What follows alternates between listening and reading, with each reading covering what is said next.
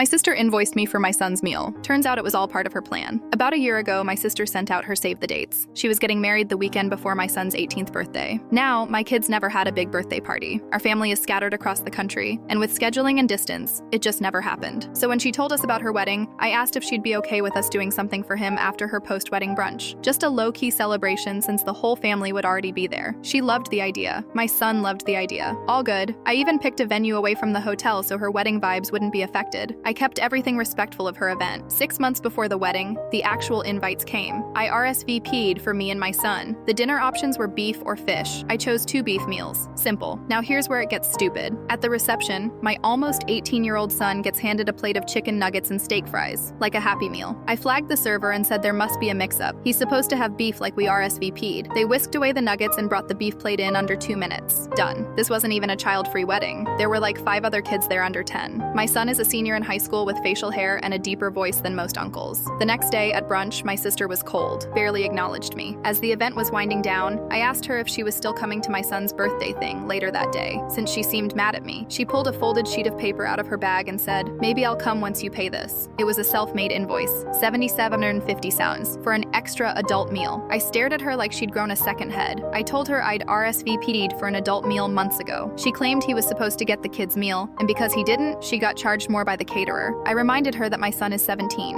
What adult thinks 4 chicken nuggets and some fries is enough food for a teenage boy? She made a scene, turned it into a whole drama, and basically told everyone I caused a mess. And surprise, my son's birthday party that afternoon, nearly no one showed up. She's the bride, they all said. She makes the rules. Even our mom skipped it because my sister was inconsolable. People told me we should have just eaten fast food after, that he should have just sucked it up. But 2 days later, the pieces clicked. This wasn't an accident. After agreeing to let my son have a moment on Sunday, after she already had Friday's rehearsal dinner and Saturday's wedding, she decided she didn't want to share her weekend anymore. Instead of telling me, she went nuclear, petty nuclear, invented drama, sabotaged the birthday, humiliated my son. Then came the kicker. My son took another look at the invoice. It was printed on paper with a faint red ink bleed, exactly like my mom's ancient inkjet printer, the one that's been busted for years. That invoice? It was made before the wedding. She didn't spend her wedding night drafting a fake bill. She brought it with her, ready to launch. This whole thing was planned. I called my mom to confront her. She just said, "It was your sister's wedding. All the attention should have been on her anyway." I snapped. Her wedding was on Saturday. She does not own Sunday. She humiliated my son over a meal so she could play bride for 1 extra day. What kills me most is,